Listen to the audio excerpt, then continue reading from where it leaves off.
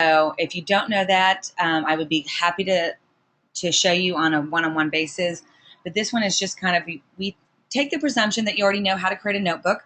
But here's where on buyers, I want to talk about different things that you could put in notebook. So as an old school agent selling real estate, I used to carry around different spiral notebooks. One was for sellers and one was for buyers. And then I would break them down into sections. So for a buyer, I would write lots of different things in there. So I'm going to break it down from the time we get a phone call from a prospective buyer of how to use Evernote to how to actually use it through the whole transaction. So let me give you a couple of tips. So number one, I told you guys last week to get a listing presentation online. But if you have a buyer packet that you already have that's in a digital format, I would highly recommend go ahead and put it on issue.com.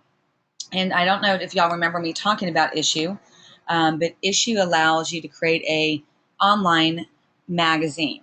So I have online listing presentation and I have an online buyer presentation for everybody. This way, I don't have to personalize anything. I don't have to print off buyer packets for my clients. It allows me to have some freedom of being the paperless that I am.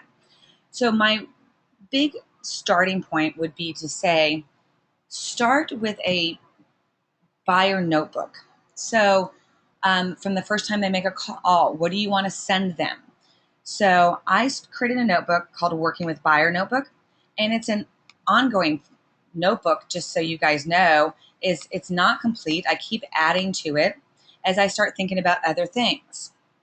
So here's an introduction that I have. So as soon as I get that first buyer lead, this is what I'm sending to them. It says, "It was great talking with you today. I look forward to working with you both in the home buying process." Now, because it's kind of a templated email or a text, I can change this at any time. And here I have an informational video about me. I took out my online buyer packet because I'm having it revamped right now with my graphic designer. So once I have that back from them, I will reload it up here and it will just go underneath here. So it'll say something like, here is information about the home buying process. And then I would have, again, the link to the Issue website, which is issuu.com. And then I also do this. And so what I have found is I give my clients apps to download before they work with me. Now notice I have on number 3, Zillow. And the reason why I have Zillow on there, and you can kind of tailor it to whatever marketplace that you're finding most of your buyers are looking. What I have found is just like the old days when people were searching on websites for homes, they would not leave those websites, whether it be realtor.com, homes.com back in the day, they wouldn't leave them. The same is true with apps. So I found I kept trying to push them to one particular app I wanted them to look at for homes, and I found that they weren't wanting to leave. So find one you like, and I actually have more that I give them. I just give them a taste. And the reason why I just give them a taste of what to download is I don't want them to take it to another agent and say, oh, this is what Amy told me to download. So I'm being a little bit protective because I can't give away everything. So here's some ideas for you guys. I have hr.com, which is my local marketplace. I use DocuSign Inc., which is a digital signing program. And I like it because even though I'm sending them digital documents to sign via me, I found during a transaction, a buyer has a lot of things that they need to sign outside of me. Like for the lender, they need to sign like school transfer paperwork. I had one that needed to sign medical transfer paperwork.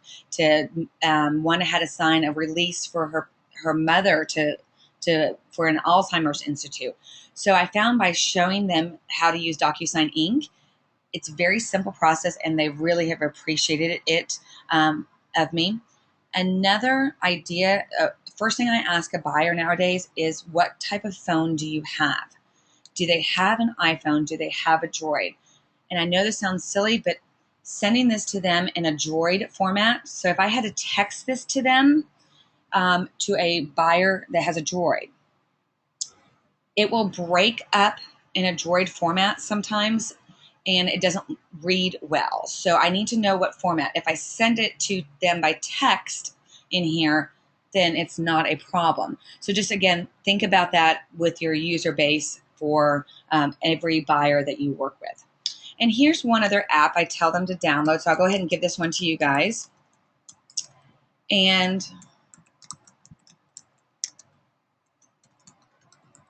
this is Jot Not Pro and Cam Scanner for Droid. And Cam Scanner is on both platforms. The reason why I have them do this is every once in a while they will need to like get the W-9s to the W-2s to the lender, the tax returns to the lender. And some people still have them printed out and they don't have fax machines at home or scanners. So I found myself like trying to facilitate them getting this information to the lender. So what I do is I have them go ahead and download these apps so that they can take a picture of the documents and load it into PDF. So these are kind of some of the things, and then fax from these programs or email. So these are another one that are big time savers for my clients as well as myself. Then also you'll notice in the email, the Evernote note, I will be sending you a TimeBridge meeting notice to decide on a time that we can meet to see homes or to Skype, FaceTime, or Google Hangout. And happy house hunting. So this is just, you guys have this. All I did was put it in a note, in a notebook, so that way anytime I get a prospect lead, within seconds, I can open up Evernote, I can send it out to them by emailing, or I can copy it and then text message it out. I'm finding a lot of my buyers are coming to me via text message. So it's again up to how you kind of communicate with your buyers. So that would be one thing I would start with. You already have an intro email speech most of the time. All I'm asking you to do is go ahead and get it into a notebook in Evernote. It makes it fast, it's expedient. If you have a templated email that you send out, the problem with that is a draft in an email. So every time you send it out, the draft is gone. So you have to resave the draft. So that's kind of my point here, is that I'm trying to create notebooks in Buyer that I will get repeatedly from buyers on a normal basis and that I can answer quickly on the fly. So I just want to stop there and see how we are doing with questions on that. Any questions? So that's a beginning process. This is something that you already have that you could actually accomplish and put in a notebook in probably, I would say, about 2 minutes flat. So any questions for me? All right, I see no questions, so I'm going to go ahead and keep moving on. Here's the second part about, again, these are I'm doing just a working with a buyer notebook, and then we'll talk about, this is kind of throughout the transaction, and then we'll do some other things. I have a notebook set up for things that you're constantly answering by emails to buyers. And you notice I don't have as many. I'm still working on getting my database as well. So what are things that you're constantly emailing to a buyer that you are like, oh my gosh, I just emailed this to a buyer last week? And so what an idea is, go through your sent emails and see, what am I constantly sending to them? A lot of agents will say, put that in a blog post. But what I found is when I would direct a client to a blog post or a website, if it was not readily seen, they don't want to search for it. A consumer now wants it instantaneous and to be able to find it quickly. So like utility companies, I got so tired of writing utility companies. And how to sign up for those. Another one that you could put in is don't forget the day before closing. So we could do a note about the day before closing. What to expect. Before closing, expectation. Okay. And then you would say, don't forget to wire in money to the title company. And then you could copy and paste the wiring instructions. Let's say it was independence title.com, and then you'd have their wiring instructions. And then you could also say, I bring valid ID, photo ID, and whatever else you normally tell a client before closing. And maybe buyer walkthrough is scheduled, and then just have it predetermined is for, and then you just leave it blank. So then all you have to do is come into the note and add in when the buyer walkthrough is, and then you could just quickly. So the old way is that took me probably about 10 to 15 seconds to type that versus already having it in, and that would take me 2 seconds to type in when the buyer walkthrough was scheduled and send it out. So again, just kind of expediency things that you can do. So you're in a French version. Okay, so Lily,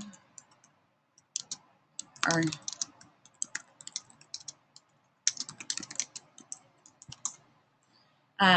so, but the other things that you could do, let's say, what happens during the option period. So my thing is setting up the things that you are constantly saying to a buyer. What happens after we execute a contract? So if you're constantly saying these things, then go ahead and just create something that is templated so you can quickly send to them. Now, here's another quick Amy tip. What I'm doing with these is creating them in here. And then I go into an app called Appy SMS. And what I do is I schedule all of these to go out. So I just come into Evernote, copy these. I go into the app, Appy SMS, and then I schedule them to go out as soon as I go under contract with a client. So there's other transaction platforms that do some of these things, but it's not in my verbiage. And so I like it to be coming from me. The other thing I like about this, if you don't want to do that, I want you guys to pay attention to the little clock up here. So do you see the little clock? In there, the little clock, I can set a reminder. So if you don't want to take this to an app, you could just say, let's say they're going to close at the end of the month on September 27th. And maybe I want it to be sent on the 25th. And I can change my date and time. So I can change it to be, let's say, 10 a.m. And then it's going to notify me. Now, unfortunately, it will notify me. It won't notify the buyer. So when it notifies me, that's my trigger to send it out. So you can set these up as kind of a time management tool for yourself using Evernote. So normally I'm in a, not sure that,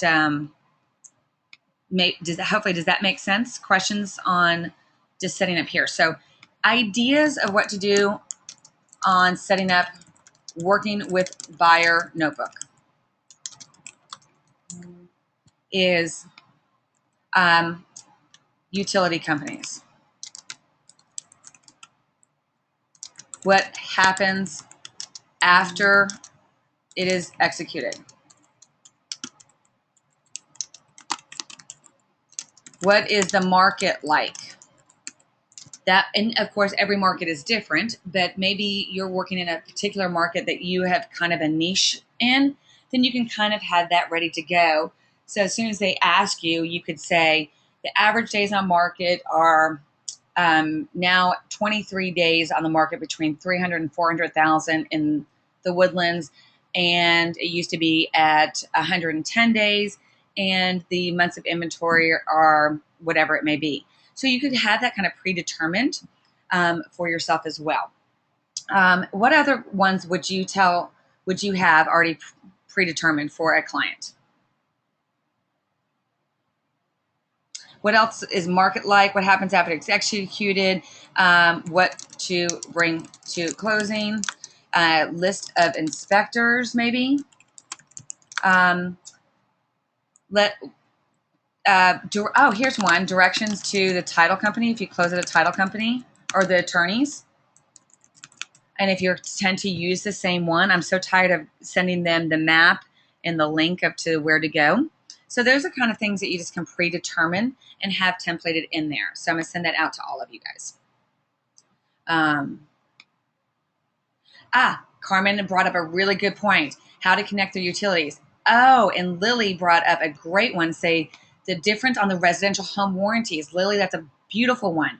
So you could create a template that has all of the email link or the web links to all of utilities, the home warranties.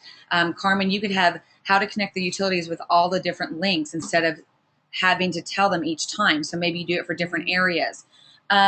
Here's one, and this is maybe something, some states have homestead exemptions. And so I get asked a lot of questions is what really is the homestead exemption? How great is it? So you could create a template for that, for how much of a discount is a homestead exemption? What does that entail? And then you could just have the link out to a government site that covers that. So that may be an idea as well for you guys. One quick idea I have is I created a YouTube video.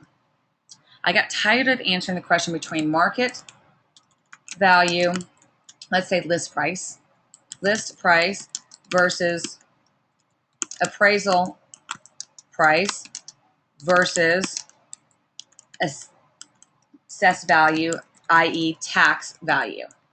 And this may not apply to all of you, but this was something I got so tired of answering, I created a video. And so on the video, I explained it. And then in YouTube, I copied the link into a new note in a buyer workbook. And with that being said, so I would do market list price is not tax value, let's say. Maybe that's how you, and then I would have the YouTube link.com / let's say this is what it was. And then here I could have any documents. So maybe I had a document that explained it as well. So I can add any documents about that. So maybe you had something from the appraisal district, what the tax rate is. You could just click on the paperclip and add that as well. So these are different ideas for you guys. And thank you for telling me if there's other ideas. I love about the home warranties and I love about doing the utilities. So let's talk about some other ideas.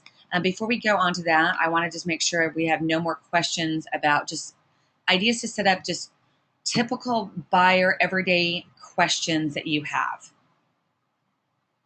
No questions. I'm waiting to make sure that I'm not leaving anybody behind. All right, so let's talk about you get a buyer lead. They call you. You not sure if they're going to pan out. You don't know too much about them. So, and this is just my organization. You don't have to do it this way, so kind of find your way to organize. But what I've done is I create a prospect folder. And the old way I used to do this, I would call them the dead file. So they were manila folders. And then when they kind of died out, I wasn't hearing from them. They went into what I would call a big dead folder, meaning that I probably won't hear from them again, but I needed to keep them for, purposes. So I start with a prospect folder because I just don't know where they're going to end up. So on the prospect folder, you could just, now if I know it's like a past client or referrals or things like that, you can do this. So let's say hypothetically, Carmen sends me a referral. I'm not sure if it's going to pan out, have no idea. I would come in here and create a new prospect. But then if this prospect now turns into a buyer, I can move him from the prospect folder to his own notebook. So let's say Carmen gave me Fred Smith, and she gave me all the information. So I would put in here a referral agent, Carmen Martinez, and I can't type today, so I apologize. And 25% referral fee, agreed.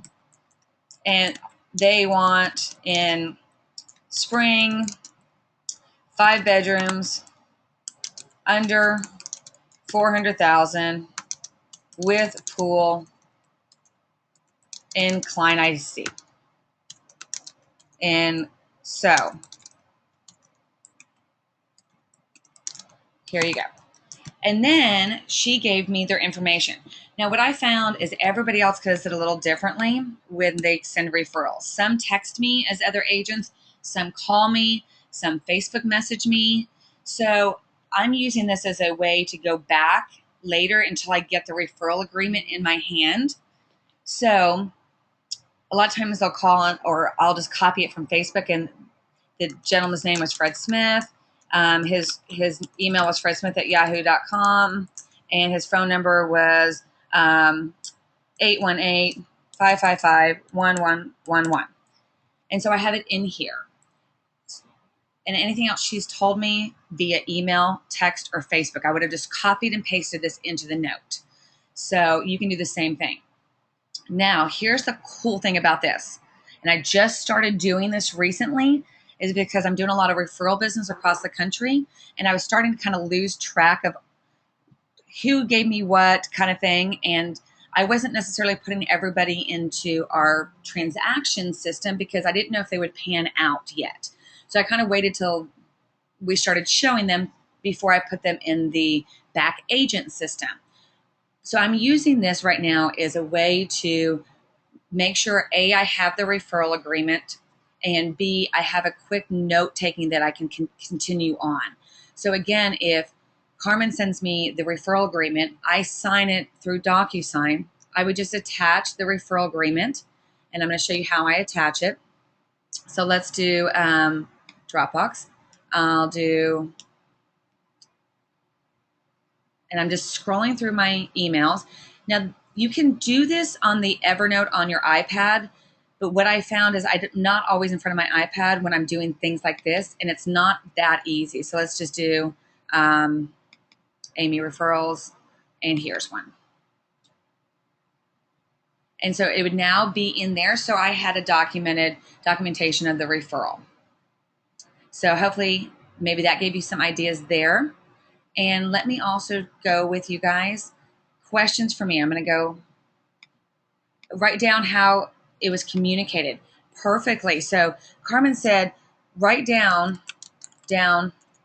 if it was via FB PMing, private messaging, if it was text to you, or emailed, because nowadays it's not, or if a phone call. Nowadays we have so many ways to communicate, and I think, Carmen, this is a really good idea. I love that idea, is make sure you write down how the first line of communication was, as well as if Carmen says you need to text him versus email. Now, a couple other things what I started doing in prospects. This is not a good organization, and I realized that after I did it, but I'm just throwing it to you as an idea. What I did here is I started giving them just, if it was a prospect for a seller, I had it all set up. And then I had other verbiage made up.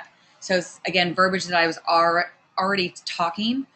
Here's another one. Thanks for your email inquiry. So if I had a buyer that inquired on one of my listings, I could just quickly open this up, copy and paste, or email it straight from here and send it out.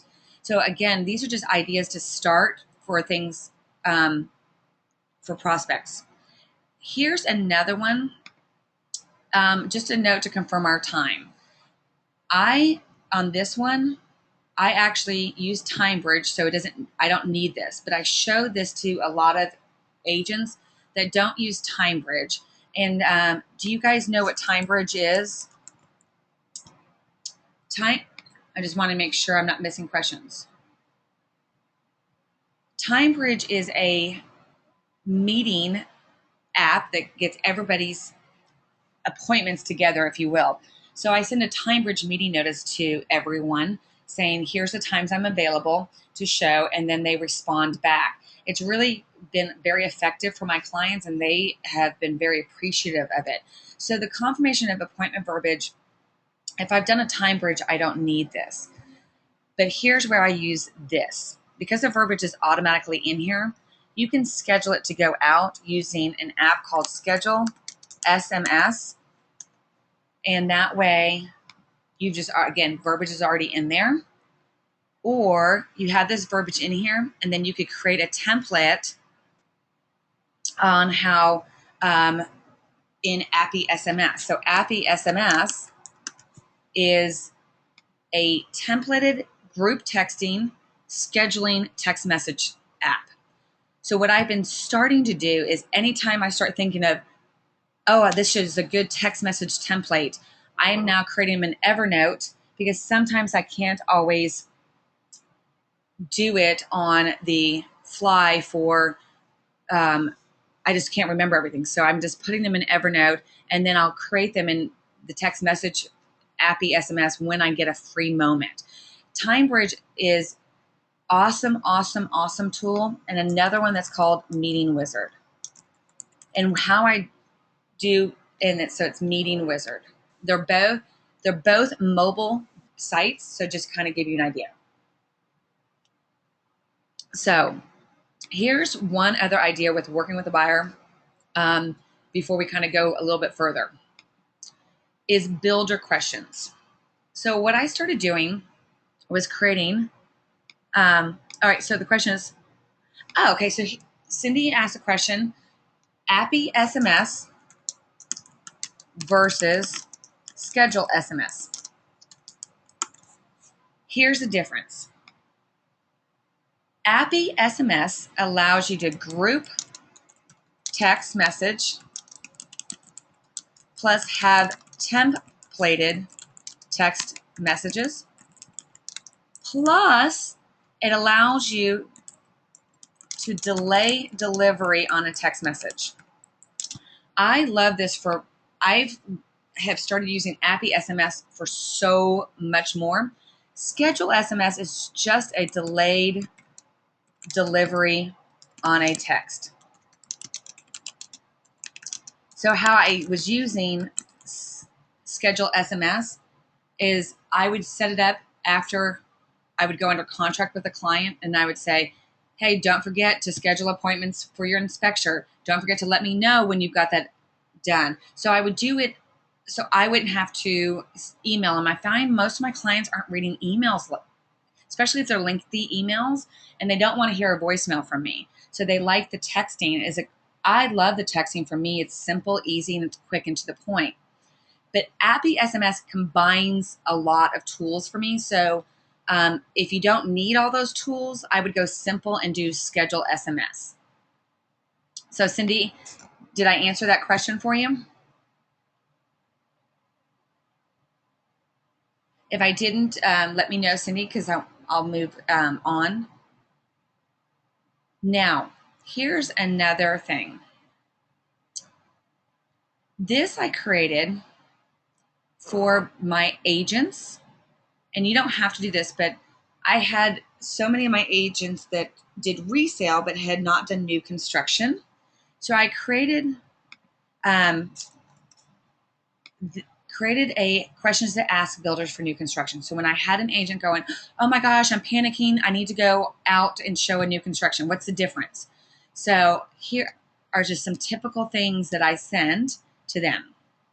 And then I have a realtor checklist for my agent to ask the buyer, has that client ever built a home before?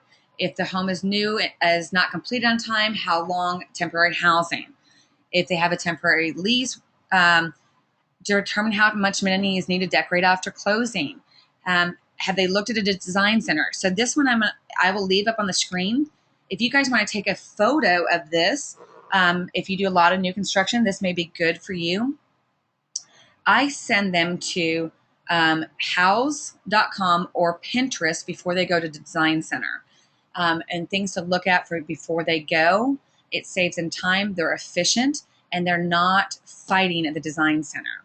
So this may be, I don't know how many are using that as a tool, but so I put it in all of this. So this, I have a template for builder questions to send to my new agents that have never done new construction. And then I have one if I have a buyer that's asking me about, we're thinking about buying new construction. What do you think? So these are different tools that you could all use. So I'm going to stop for any questions. Any other things that maybe you would add on that for builder? Oh, here's one. The foreclosure and short sale market is not something that I've really worked heavily in. I know a lot of areas around the country, the foreclosure market is starting to kind of dry up, but I had made a suggestion to an agent last night on the plane. He does a ton of Bank of America, Wells Fargo. He kind of handles all their BPOs in LA. And so he was doing about 20 deals a month, and he said it's starting to dry up. I used to do about 100 deals a month. I'm like, wow, I was very impressed. And I said, how are you doing it? Do you have a huge team? He says, no. And I said, why do you use Evernote? And he said, no, he was doing all paper. So I was giving him ideas. So I hadn't thought about doing a template for short sales, like Mr. and Mrs. Buyer, this is what's going to happen on a short sale. This is what's going to happen on a foreclosure. And so maybe if you're doing that kind of marketplace, here's another idea with buyers. Maybe you work, I have a client an agent client that I'm coaching that works so much in the golf course communities. And he always is constantly getting asked, what are the HOA fees? What are the golf membership fees? What does that cover in the golf membership fees? What courses can I play with that? Is it better to be on the golf course or not? So I showed him how to create a Evernote note. And so that way now, and then he's a late 50s gentleman. He said, you just saved me so much time by showing me something as simple as that. So just ideas for you. Maybe take the questions on niche markets that you're constantly getting. So that may be an idea. And so the question that came out is, will I share the list of new construction questions? Is that the question? I just want to make sure. Okay, so quite a few of you are asking me to email these to you, and I would gladly share them. And the cool thing and I will do it only because you are on the webinar with me. I don't hand these out to everybody. The only other people that would get these are my agents, but I'll gladly send them to you. And here's the cool thing. In Evernote, you can kind of create them for your own kind of style. So I'm staying on if you'll notice, I'm staying on my PC, my Mac today, and I'm doing it for a reason. I find that creating these kind of templated notes, for me, I'm doing a lot of copying and pasting from emails. And so to build kind of what I would call the database of your notes, it made more sense for me to do it on my PC. You can do it on your iPad. It just sometimes, the iPads get a little finicky with touching and then copying. So again, do it where you can do this in Evernote on your iPad, or you can do it from your PC. So let's just kind of recap, just kind of questions, notes that you can make. Prospect notes, how to answer any questions with a buyer packet, new builder construction, niche market questions, questions that you would get during the transaction, questions that you would get after the transaction. So here's one that I haven't even created. I'm going to do it right after this webinar. And one of the things that you guys will find about me is I learn by talking to you guys, getting ideas as I'm going. So here's an idea that I'm just going to do. I would put not deed restrictions, but what they're supposed to do about 2 weeks after closing. In Texas, they are marketed by a company to transfer over, to file their deed, their home warranty, and then to file their deed. Well, they don't understand. We told them at closing not to do this. You don't pay for this. But they still call me after the fact. And so I got really tired of explaining this, texting the questions. So this is one note that I'm going to make right after this webinar to answer that question. for you guys. Maybe you make a list of different lenders that you have a preference for. Every state is different on their rules of how many lenders you can give out. And if you have an in-house lender, you all should know the rule that if you have an in-house lender with your company that's affiliated with your company, you have to give more than one. But there is nothing with a DTPA violation, so an antitrust, if you only give out one lender's name. So that's kind of a myth out there. So maybe get a list of your lenders and put them in a format. Here's another one that I would do a note on that I have yet to do is a list of maybe your handyman, your carpet people. I used to have a list of those, but what I found personally for me is my client I would give it to them part of the buyer packet. They would never look at it. They would only text me when they needed it right then, and they didn't want to have to go digging for it in an email I sent them. So what I found personally is I try to share contacts. So I don't use the notes to have a list of all of my vendors I use, but it depends on how your workflow is. So that's an idea as well. I'm loving the mic keeps cutting out. Thanks, Don. I'll slow it down and see if that helps at all. I'm right close to the mic, so hopefully that will help. Here is something else for you guys. Let's say, hypothetically, I'm going to switch me over to my iPad. So I am at a dinner, and I hope some of you guys actually do go to dinner. Maybe you don't, but I'm at dinner and I get a phone call from a client saying, I've got a buyer referral for you. And so as a past client, give them a referral. So those are the best types of business. Well, I'm not at my laptop.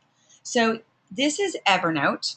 So here is one I created on a home that I was seeing. So on how I name my folders for buyers is you'll notice I name them their names. So here's their name, Daniel and Drew, Emily, Jill and Mike Shaw. And so that's my personal way of labeling buyers because they don't have a home assigned to them yet. Here's one for Kyla. So I'll pull up Kyla. And here's an example. She calls me. It was a referral from another agent. And here's what I did. So the old way is I would take a spiral notebook and I would write down all of her things. And then I would have to flip back through when I was setting up like the automatic emails through the MLS. So this allowed me to keep a notebook going for her. I was very fortunate in this deal that we didn't have a lot of content that I had to copy and paste. It was a pretty smooth transaction. But here is another thing that I should have added. Notice, guys, I make mistakes. Is I should have added in here the lender contact. So I should have said their lender name and had it in here.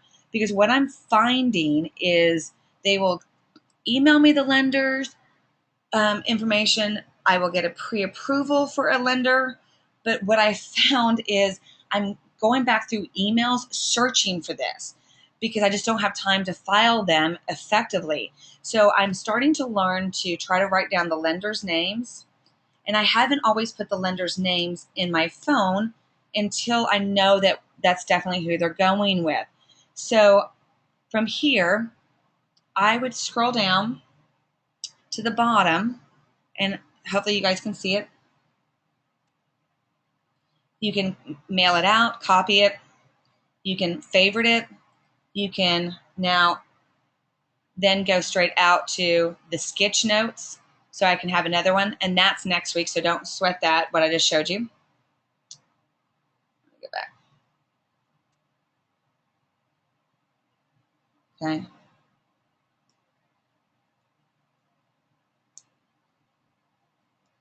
And I'll show you guys sketch next week. It's acting a little funny right there. I could have any audio about the property by using the audio note about the lender that they told me. I can also come here to the info and have tags on it. So just so you guys know that you have a couple different options there. Here's the problem on Evernote on your iPad. I cannot attach a document inside it. So if I was going to attach a pre-approval letter, I have to do it from Evernote on my PC or my Mac. So this would be something, again, things that I'm learning as I'm kind of in getting involved with this. Some other things that you could have in here. Let's do here. So I'll show you Susie. Here's a great one. This was a buyer that I sold the house. I never met her in person. I never saw the house in person. And a showing agent showed it for me, and I got it under contract the same day she looked at it. I was very fortunate. So she was an engineer, and she is an engineer. So she sent me a whole laundry list of things that when I did go look at the house that I needed to answer. So I copied and pasted from my email in here.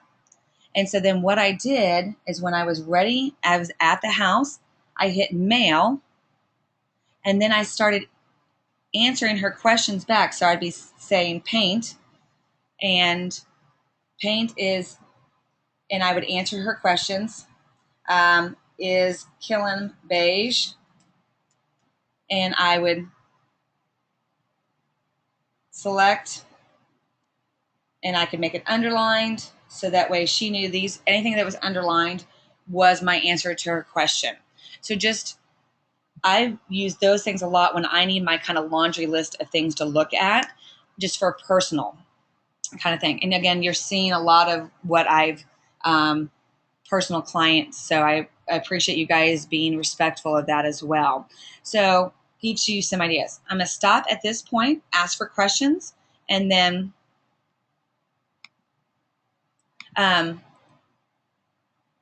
okay, so here's a good question.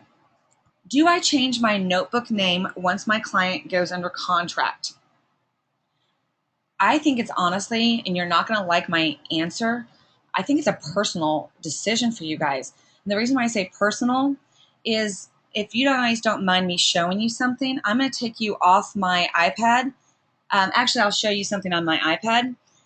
I think one thing that real estate agents lack is just trying to organize files digitally on their emails, their Dropbox, and then in Evernote notebooks. So on my emails, you will see on my emails that I have my clients all organized the same way. So buyers stay their buyers' names. And so let me scroll to clients. So the buyers stay buyers' names, sellers stay addresses. And that's just the way I kept it, and just my way. Another reason why I kept it that way is truthfully, I found I was making so many offers on houses and then we were losing them. So, or it fall out for different reasons. It just became my way of organizing. So that's my email, and it matches also my Dropbox folders. So Cindy, I'm kind of answering the way I organize. And so here's my Dropbox on my iPad. And again, it's the same look and feel. And then you'll see the clients' names as well. So gives you, again, and then on my notebooks, it's the same way. So you can rename them if that helps you. So hopefully I answered that question. All right, so any other questions there? A lot of agents, and I had this question come up yesterday when I was in Dallas. Agents were asking me, why don't you use, and I'm on my iPad, this note-taking system called Notes? Well, part of the reason why I don't is it doesn't give me as much flexibility, and I can't add audio notes. I can't make multiple notes under one notebook. So how I use the yellow notebook, again, totally up to you. I use the yellow notebook for little silly things like certain little, flying my parking spot, those type of things. Little nicknames of somebody that we were joking around about. Here's two other note-taking systems that are beyond Evernote that I want to tell you that are becoming pretty popular. UPad. So it's called UPad, and you can hand write on UPad. So this is really good if in Evernote you still want to write physically, and that's your way of note taking. UPad, I think, is a really good tool for you. But before you use UPad, my recommendation is to go by the Jot Stylus. It's called Jot Stylus. And the reason why I want you to buy the Jot Stylus is it creates a very thin line. So that's an idea. And I've got a couple questions, so let me answer those in just a second. Here's another note taking before I forget, because I use these for different reasons than I use Evernote with buyers. Audio Note. Audio Note allows me to record a seminar or a session or a meeting with a buyer. And then I can type in what I'm searching for in the Audible content, and it will return parts of the recording to me. So Audio Note is great if you're going to seminars, and maybe you're having a long buyer meeting, a seller meeting. So that's a good option for you guys as well. All right, so the couple of questions. Do you prefer Dropbox over Google Drive? I only prefer Dropbox because, and this is a personal choice, is because my client base was engineers, their companies were already using it versus Google Drive. And so I kept going with that. And I didn't have the fear factor of sharing folders with them. So I just stayed with that. Some other options is box.com for cloud folder systems, is SkyDrive is Microsoft's version. You can also use Google Drive. So those are a couple of options if you want cloud-based. So Dawn, I stuck with that program of Dropbox just because Dropbox became my briefcase. So I will do a webinar on how I use Dropbox, and if you guys do want that. And again, they're just a preference on what works for you. And Carmen shared a really good tip. She said that she has 3 folders: buyers, potential, closed, and fired. So that is a great tool. So we had that prospect that I was talking about. So I had that prospect file. So maybe they never turn into a buyer. The old ways, they would went into my dead file in my notebook in my filing cabinet. What Carmen, it sounds like she does, is that buyer that was a potential and now is dead, she puts them fired or that she terminated. Is that correct, Carmen? I think that's a great way to organize. And I like y'all giving organization tips because everybody kind of organizes differently on this. Next week on Evernote, I'm trying to confirm. I've got it confirmed. I'm just trying to confirm time. So if you signed up for next week's webinar, it's an advanced use of Evernote and some of the new things that are coming out in Evernote. And I will have one of the Evernote developers on the conference, on the webinar with us. And they are taking time out of their day to talk about all the new things that are coming. And it would be a very advanced of how to use Evernote with some of their other applications, as well as with the new iOS 7. So just some ideas for you guys, and watch for those by emails coming up. So last, I had another question is, can we email from Evernote? So yes. So let's say I'm going through a house. Here's another way I use it. So let's say I'm working with Alex that day, and we're going through one of the listings, and they keep asking me questions about the properties. So questions. Maybe you guys get these as well, that weren't readily available in the MLS. So, are drapes stain? Washer, dryer. Are they negotiable? And so I'm typing these as we're going through the property. And here's what I do is then when I'm done, I pick on this lower little arrow and I mail it straight to the agent. So, and it comes in as a note, and I email it straight to the agent. And number one, I have a record of it, not just by email, but to be able to answer those questions when they ask me that later. And this is good kind of for if you are doing a lot of multiple buyers at a time. I tend to get a lot of questions because, again, my client base is very type A. So Cindy, yes, you can email straight out from there. Now I'm going to take this one step further. So let's say questions on 6631 Dylan. Okay. When I get the email back from the agent, so let's say I get the email back from the agent with the answers. So I'm trying to show you something that's not going to get me in trouble here. Oh, here's one. So let's say these were the answers. I would just copy them from my notebook. I would hit copy. I would go back to Evernote. And then I'd come back in here and I would paste them. And that way I have one kind of stream of consciousness.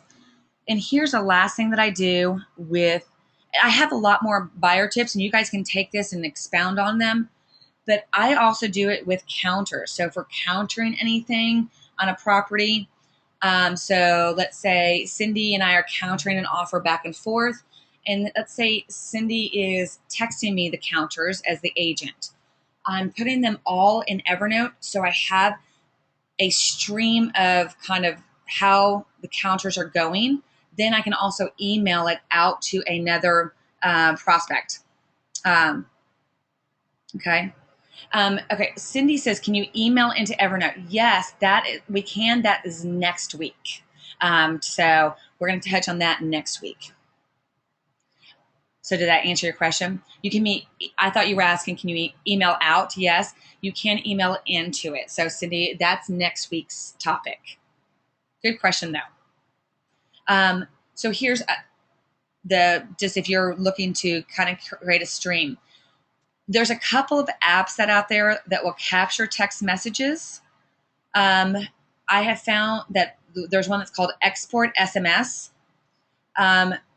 And then I can export them into a notebook into Evernote. So I'm finding that we're negotiating contracts multiple different ways: voicemail, email, text messages. I've been negotiating through Facebook messages. So what I'm trying to do is get them into one place. So I have Evernote as my brain to go back and research on later. So maybe that gives you an idea on counters. So what other questions do you guys have for me? I loved all the input. You guys had some great ideas for you all. Any other thoughts that you would use differently or that you would love to share with the group?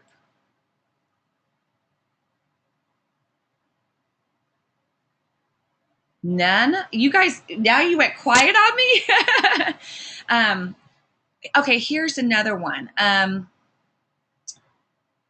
When you're dealing with multiple buyers, I'm finding, like last Friday, I was negotiating 3 contracts and it was a little chaotic, and everybody's texting me their offers. They were texting me all the things I asked them to put in the contract or emailing to me. So I screwed up and one of them I didn't put into their Evernote folder. So I had to go double check how we wrote the offer because we finally got a counter. So I'm trying to get better organized when I'm doing those things to try to put all of that as my stream of consciousness in there. I use my spiral notebook as if I ever got audited. I mean, I used to keep those spiral notebooks forever with every thought, everything. Here in Evernote, I'm pushing myself to get it out of emails and use this as a documentation source. So any other questions? Do we need our buyers to join Evernote? Really good question. I don't have my buyers join Evernote. I do share notebooks. So if I do know that they're an Evernote user, I do share a notebook. I find I share Dropbox more with my clients than I do with Evernote. I share, so let me show you what I share. I have a project that I'm working on with another agent out in Las Vegas that we're working on a big kind of website design. And so I'm typing up all of our stuff that we are going to work on. And then you can create checklists in here. So when you share a notebook like that, then you can have other people checking off lists. So it's a kind of a shared notebook. I find I don't need it necessarily in my business practice, but Carmen, if you'll remind me next week, I will talk about a way that you can use shared notebooks if you do not have a transaction platform system. So for you guys, are you going to show? Okay, so the question is, how do I show save listing info for buyers to see as you show? So when I go out to show, I'm going to tell you I don't put the showings in Evernote, and it's a personal preference because I don't like how it shows up. Let me show you what I'm talking about. So if I added on here, and this is just me, if I added a document in here, let's do just showings that I have going on today. Okay. I don't like scrolling through like this. It's just my way. You can add it. So all I would have done is gone to MLS, saved it as a PDF, and then hit the little paperclip and attached it. How I personally do it, and it just works for me, is I do it different. I go to have everything saved in a Dropbox, and so here's showings for today. This is my Dropbox. I hit open in, and I open and I annotate. And this is why I personally do it this way. You don't have to do it this way, but I can, if you'll notice at the top, I have different tabs. So I can write on the screen. So when I'm out showing, I can write on top of the screen. If Cindy, you called me and finally gave me showing instructions, I could then type up on it the showing instructions, Supra front door. And then if I got done seeing this house, I could go yucky, and then I could copy and paste that into a showing feedback.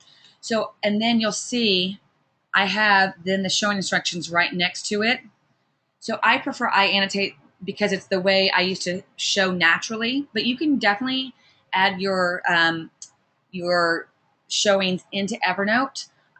This is my way of doing it. So just again, up to how your workflow is. And so this last one's then we'll get out. What was the app that could handle writing notes? It's called UPad is the name of the app that can handle notes. I would definitely, we go over again how you take the note from text to Evernote. So yes, I'm on a PC. So let's say I'm in an MLS. And in a Mac, I have it as you have an automatic PDF program in there. But if you are a PC, you need to have a printer driver in your computer. So a couple of printer drivers, if you're a PC user, to create a PDF is Primo PDF, Qt PDF, and PDF 995. If you're a Mac user, you have it automatically. So I would have this is a house that my showing agent is going to show today. And so I'm just kind of showing. I would have gone to print. And then I would have printed what I want. And I would have hit print. And then I would hit save. This looks very similar on a PC. And then I would have saved it to their Dropbox folder. Once it goes into Dropbox, I can then pull it into Evernote. So let me show you that last part. In Evernote, once I get it out of the MLS, I just come in here. I'm going to make this screen big. And I would have come into the note. So let's say we create a new note, showings for September 11th, Drew. And I would have just attached, and I would have gone and found where I stored it in Dropbox from the MLS. And so I would have just double clicked on it, and there you go. So hopefully, Cindy, maybe that answers. And if Cindy, you have questions separately on that, then I will love to help you separately to go over that. Okay. Does the iAnnotate come with those tabs at the top? Yes. And I'm going to do an iAnnotate webinar about this because I use it so heavily. And Lily, yes, this is Fusion. Not my favorite, but it's Mac compatible. So what other questions? And then we're going to round this out. I will be sending the recording of this to everyone. And I will send everybody the builder questionnaire questions. So I'm hoping maybe that you will take those builder questions and at least create one notebook in Evernote for yourself. So I'm excited that you at least are going to try to put one thing in Evernote when you leave here. Because next week, I'm going to hold you guys accountable and say what templates did you set up in Evernote. So I look forward to seeing you guys. Kind of stay tuned to the webinar for next week. I may have to change the date depending on this gentleman's availability, but I'm really super excited about hearing firsthand what's going to happen on Evernote, straight from the horse's mouth. So, and that way you guys can ask questions straight from them. And I would love it if you guys want to promote it out to any of your friends once I get it set, because the more I have on there, it would be great for Evernote to have as many people on that webinar and show our strengths. So I would love that. So any other questions before we get off here? All right, so thank you so much for attending, and you'll be getting this recording. It'll take about a few hours to kind of convert, so don't expect it in the next 15 minutes or so, but as soon as it's converted, I will send that over to you guys. Thank you again, and have an awesome, fabtastic day.